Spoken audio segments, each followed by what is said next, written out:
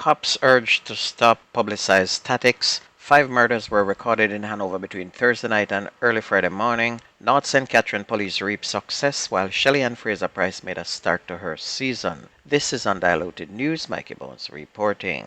Chairman of the Jamaica Police Federation, Sergeant Arlene McBean, believes publicizing police tactics and motives could pose a threat to the country's security landscape. Sergeant McBean argues that while information sharing is important, it also gives criminals an opportunity to one-up the security forces. She said she thinks it's a threat to the police and it makes the job of the police harder, she reasoned.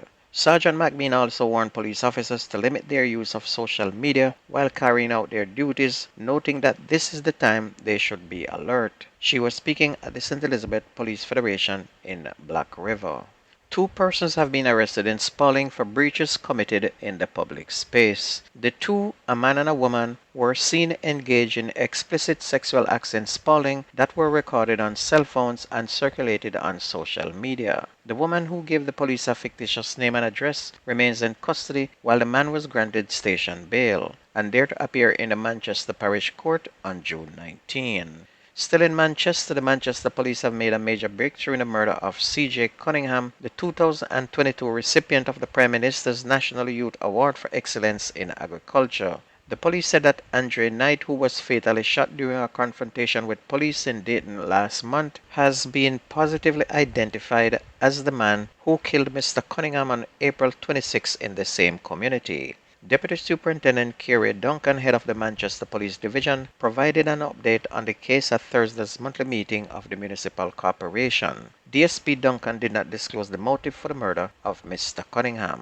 Meanwhile, detectives from the St. Catherine North Police Division said intensified operational activities have been reaping immense success following the recovery of 5 motor vehicles that were reported stolen in the division over a 3-month period. According to Superintendent of Police Hopton Nicholson, commanding officer for St. Catherine North, lawmen have been carrying out operations across the division in the hopes of deterring criminals in their pursuit, as he urged citizens to work with the police in any way possible. 4 of the stolen motor vehicles were Toyota Axia motor cars and 1 was a Toyota Hiace minibus. And these motor vehicles were reported stolen in the parishes of St. Anne, St. Catherine, as well as sections of the Kingston metropolitan area. The sentencing hearing for Simeon Ramsey, the man who pleaded guilty to killing his parents, was postponed until October 4th due to the absence of a comprehensive psychiatric report. Ramsey, a teacher, was reportedly examined and said to have suffered from schizophrenia and bipolar disorder. When the matter was called up in the St. Catherine Circuit Court on Friday, his attorney Tom Tavares Finson requested an adjournment to allow the report to be added for sentencing. Investigators had reported that Mr. Ramsey attacked his parents on the morning of February 4th of 2022 at their home in Christian Meadows, Portmore in St. Catherine. Phyllis Ramsey, a 55-year-old school teacher, and Cecil Ramsey, a 59-year-old minister of religion, died from stab wounds. And Mr. Ramsey then drove away from the scene and was held in Phoenix Park in St. Catherine after his vehicle had crashed. Detectives assigned to the Kingston West Police Division are now investigating the shooting death of an unidentified man at a round robin on 6th Street in Trenchtown on Saturday night. According to a report from the police, the deceased was murdered by unknown assailants at approximately 9 p.m. 4 other people, including 3 females aged 59, 39, and 49, were also injured during the incident. The injured were transported to hospital where they are being treated, and the crime scene was secured and processed, and police are now trying to identify the perpetrators as well as a motive for that attack. Meanwhile, 3 individuals were killed in a horrific attack in Johnsontown in Hanover on Thursday night, and 1 man is still recovering from bullet wounds.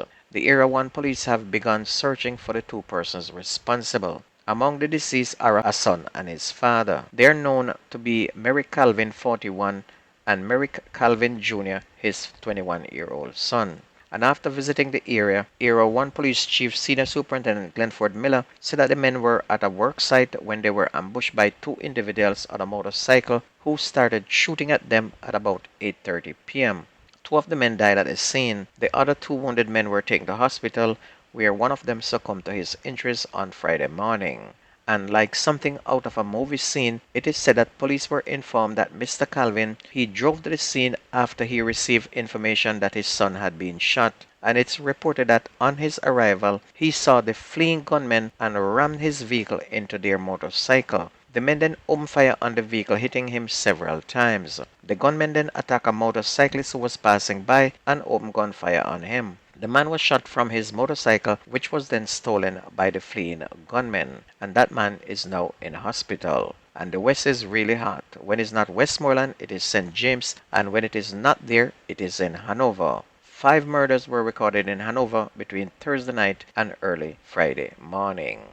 On to sports, Jamaican sprinting icon Shelly-Ann Fraser-Pryce made a start to her season, winning her 100 meters heat at the J3A Olympic French 4A3 meet at the National Stadium on Saturday night. Fraser-Pryce 37 came from behind to edge out Jodianne Williams at the line, clocking 11.15 seconds, which is the fastest time across the 7 heats, as she began her quest for a 9th Olympic medal at the Paris Games, which is set to open on July 26. And the race marked Fraser-Pryce's first competitive appearance since the 2023 World Athletics Championship in Budapest, which is nearly 10 months ago, and came just 12 days before Jamaica's Olympic trial scheduled for June 27 to the 30th. Meanwhile, Africa's fastest man, Ferdinand Omanyala, booked his spot at the Paris Olympics with a world-leading time of 9.79 at the Kenyan National Trials at Nyayo Stadium in Nairobi on Saturday. And it was his second fastest time ever and his second sub-10 performance of the season, as he appears to be rounding into form with the Olympics fast approaching. Meanwhile, Kenya's former national champion Mark Otinio was second in 10.12 and is guaranteed an automatic spot at the Olympics if he hits the qualifying time before the June 30 deadline.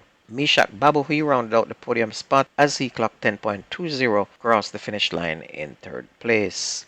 On to cricket, the West Indies women will have to come from behind in their 3-match one-day international series against Sri Lanka after the home team took a 1-0 lead in the series following a 6-wicket victory on Saturday in Hambantota. Skipper Hayley Matthews top scored with 38 in leading the West Indies to 195 all out. Sri Lanka achieved victory at 198 for 4 in 34.1 overs.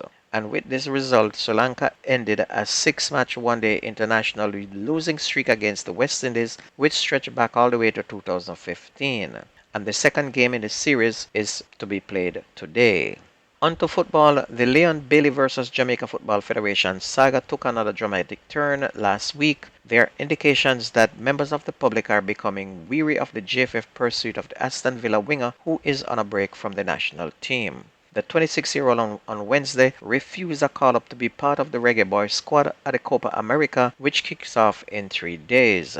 And shortly after, head coach Jaime Hallgrimsson named Bailey to the team in a grand announcement at the Usain Bolt track and field and expressed delight in the player's return to the squad. Bailey publicly declined the invite with a post on social media saying misleading information. Right about now, almost every Jamaican is now siding with me to just leave him alone and just don't call him ever to play for Jamaica again.